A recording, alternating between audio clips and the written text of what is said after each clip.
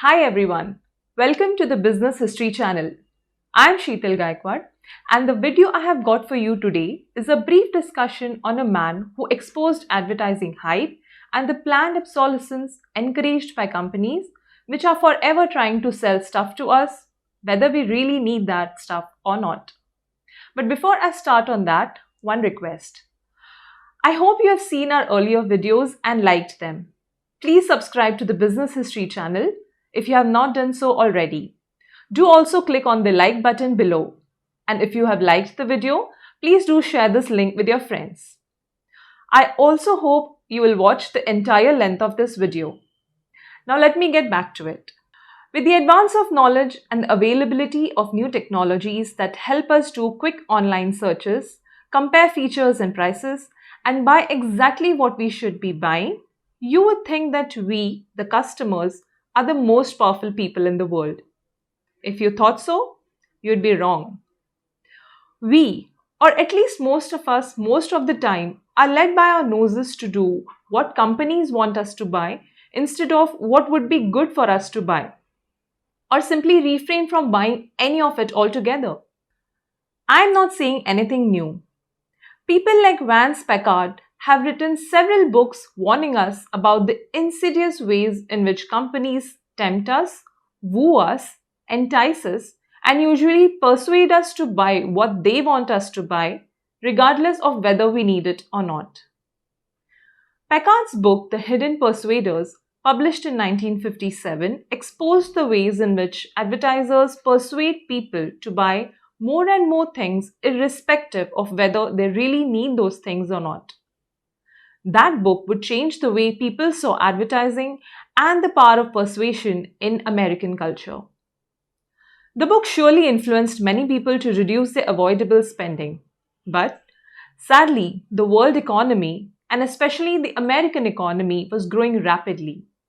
And people soon forgot all thoughts of limiting their spending to things that they really needed. They were buying more and more things the advertisers wanted them to buy, just because those things were advertised as the smart thing to have. Packard's books were published in the 1960s. More than a half century ago, they exposed the ways companies employ to boost their profits at our expense.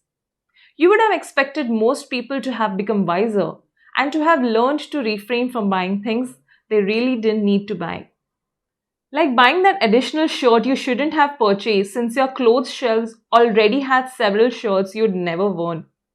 Or like acquiring the latest gadget you saw in the shop display, even when your existing gadget was working just fine.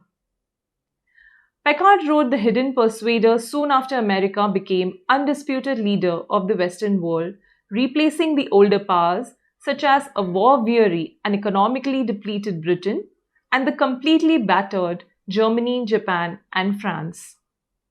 Not only did the American economy now completely dominate a war-weary world, its military had gained great strength and held sway over the Western world. Hollywood brought America cultural leadership too. If things were still a bit blurred in 1956 with the Suez Crisis, the world finally realized that the US was the undisputed leader of the West. The crisis was created first by Israel and then Britain and France invading Egypt with the aim of removing Egyptian President Gamal Abdel Nasser from power after he nationalized the Suez Canal, which had hitherto been controlled by the foreign, primarily British and French-owned Suez Canal Company. The US, the Soviet Union, and the United Nations put pressure on the three invaders to withdraw. That was the final nail in the coffin of the British Empire. But let's get back to the American economy. The US economy was out of depression thanks to wartime production, and American adults found a great deal more spending power in their hands. There were plenty of jobs, wages were higher, and after being starved of consumer goods during the war, Americans were dying to spend. Dying to spend on TV sets, cars, vacuum cleaners, refrigerators, washing machines, toasters, and other durables that would help them modernize their lives. In the 5 years from 1945 to 1949, Americans bought 20 million refrigerators, 21.4 million cars, and 5.5 million stoves. The US population had grown from 140 million to 149 million in those 5 years. And assuming an average family size of 3.5 persons, it meant that half the US population owned cars purchased in that 5 year period, and they owned many other consumer durables. But they continued wanting to buy more and more and more. Why? Because the companies that made those products, the advertisers, told them that they needed to do so. Why use a 3-year-old car when you can get a brand new one with a shinier trim and make your neighbors squirm in envy? During the same years, many young families were persuaded to buy their own homes, more often than not located in rapidly expanding suburbs. More people living in the suburbs and working in the cities meant that more people needed cars, besides the additional household appliances they needed in their new homes. The American consumer began to be praised as a patriotic citizen in the 1950s for contributing to the success of the so-called American way of life. As one historian, Elizabeth Cohen, wrote, economic recovery after a decade and a half of depression and war depended on a dynamic mass consumption economy. This was the scenario in which American journalist and social critic Vance Packard wrote his books. Vance Packard was born in 1914 in Pennsylvania and grew up in rural New York State. He attended Pennsylvania State University, where he studied journalism and later worked as a newspaper reporter and magazine writer. In the 1950s, he began to write about the ways in which consumers were being influenced by advertising and marketing. Packard's father managed a dairy farm owned by the Pennsylvania State College, which was later renamed Penn State University.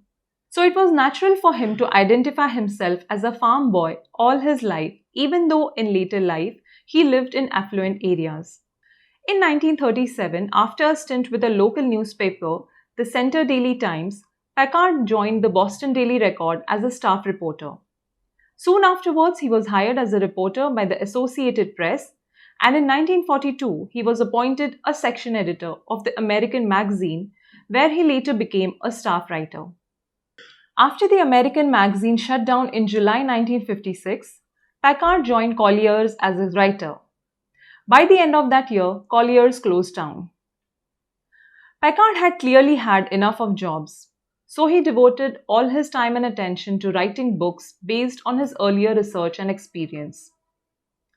Packard's first book, The Hidden Persuaders, immediately drew national attention, and that encouraged him to devote all his time to write and lecture on various social ills. He became a staunch critic of consumerism, which, for him, was like an attack on American traditions. Packard was not the first critic of consumerism in America. In 1899, Thorstein Veblen published a book on consumerism called The Theory of the Leisure Class, in which he examined the values and institutions that went with the so-called leisure time that was growing at the beginning of the 20th century. In the book, Veblen criticized conspicuous and vicarious consumption and waste, which had become a part of the spending habits of this leisure class. He pointed out that the spending was driven more by a desire to display status rather than by the functionality or usefulness of the consumption. Money is taken out of the consumer's pocket and handed over to the company. The consumer gets something of dubious value, and the company makes a neat profit. In the 1950s and 60s, advertising was booming in America. Companies were using new techniques to promote their products and create a demand for them. Packard's books, which included The Hidden Persuaders, The Waste Makers, The Status Seekers, and The Naked Society, warned Americans in the late 1950s and 1960s about the excesses of advertising, planned obsolescence, and status seeking. Packard exposed various techniques used by advertisers, including what is known as subliminal messaging as psychological profiling and the creation of brand loyalty. Vance Packard believed that consumers were often irrational and susceptible to manipulation by advertisers and marketers. He argued that people were not always aware of the factors that influenced their purchasing decisions and that they often bought goods that they did not really need. One of the most controversial techniques Packard wrote about was subliminal messaging. Advertisers would use hidden messages in their ads that would bypass the conscious mind and influence behavior on a subconscious level. The Hidden Persuaders caused a stir when it was published. It was a bestseller and it led to a national debate about the ethics of advertising. Packard went on to write several other books on similar topics, such as The Waste Makers and The Naked Society. He continued to be a vocal critic of corporate influence in American life. Packard's work continued to shape the national conversation about advertising and consumer culture for years after his books were published. Packard's work is just as relevant today as it was in the 1950s and 60s. In fact, his critiques of consumer culture are even more important now as we live in a world that is saturated with advertising and corporate messaging. These days, at least some younger people in some countries have become more conscious about wasteful expenditure and about the environment. As a result, we have seen the growth of a culture of using public transport where possible and of using bicycles for commuting, something that had become a thing of the past. But I don't know how this trend will grow or whether it will even continue. Though I have a feeling that with the worsening energy crisis and growing environmental crisis, there is a good chance that it will continue. But more than anything else, the world will need much less energy if we simply reduce wasteful expenditure. Not only will doing that help us conserve our resources, it will also reduce the terrible pressure humanity has put on nature. Well, that brings me to the end of this video.